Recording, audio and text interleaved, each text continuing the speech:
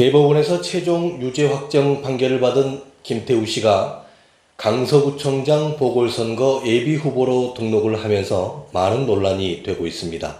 강서구청장 보궐선거는 오는 10월 11일 치러지는데요. 이 보궐선거가 어떻게 치러지게 됐습니까? 바로 김태우 씨가 유죄 확정 판결을 받으면서 구청장직을 상실했고 그 빈자리를 국민의 세금 40억 원을 투입해서 치르는 선거입니다. 그리고 김태우 씨는 당시 본인이 사용했던 선거 비용을 전액 보존받지 않았습니까? 그런데 다시 또 강서구청장 선거에 도전하겠다고 하는 것은 정치 이전에 기본적인 도덕성이 마비된 게 아닌가 하는 우려를 갖게 됩니다.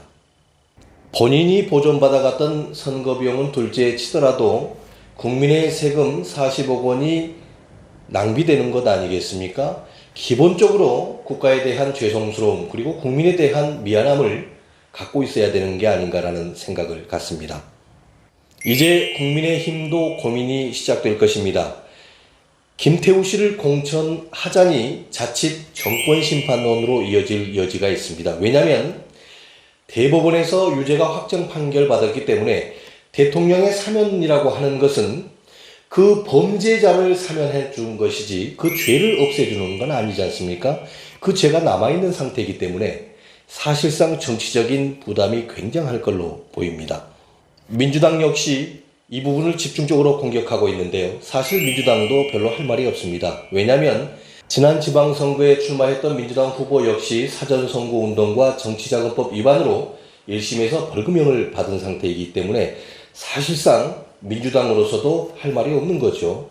이에 대해서 민생당 김용숙 예비후보자는 공익제보자와 공무원의 비밀 누설은 완전히 구분되어져야 한다 이렇게 주장을 하고 있습니다. 굉장히 일리 있는 지적입니다. 만약에 김태우 후보가 국민의힘 공천을 받게 되면 강서구청장 보궐선거는 그야말로 혼전을 거듭할 것으로 예상이 됩니다.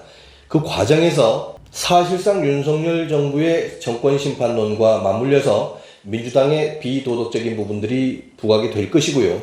이에 대해서 과연 제3지대 정당들 그리고 소수 야당들이 어떤 목소리를 내느냐에 따라서 강서구청장 보궐선거는 한 치 앞도 예상할 수 없게 될 것입니다. 저는 조금 다른 시각을 갖고 있는데요. 김태우 후보가 국민의힘 공천을 받기는 어려울 것으로 봅니다. 그럼에도 불구하고 김태우 후보가 왜 예비후보자 등록을 했는지에 대해서는 두 가지 정도 추론이 가능하겠죠. 국민의힘에서는 김태우 예비후보자에 대한 공천을 주지 않음으로써 깨끗한 선거를 치르겠다는 나름대로의 정치적인 상징성을 확보하려 할 것으로 예상이 됩니다. 김태우 후보는 대통령의 특별 사면에도 불구하고 정치적인 활동을 제약받았다는 억울함을 호소할 수 있을 것입니다. 결국 국가기관을 비롯한 산하단체 또는 준정부기관을 통해서 보상이 이루어지지 않겠는가 이런 정도의 추론이 가능하지 않겠습니까? 결국 김태우 예비후보자는 국민의힘 공천을 받지 못하더라도 잃을 게 하나 없는 정치적 행보라고 봐야 됩니다.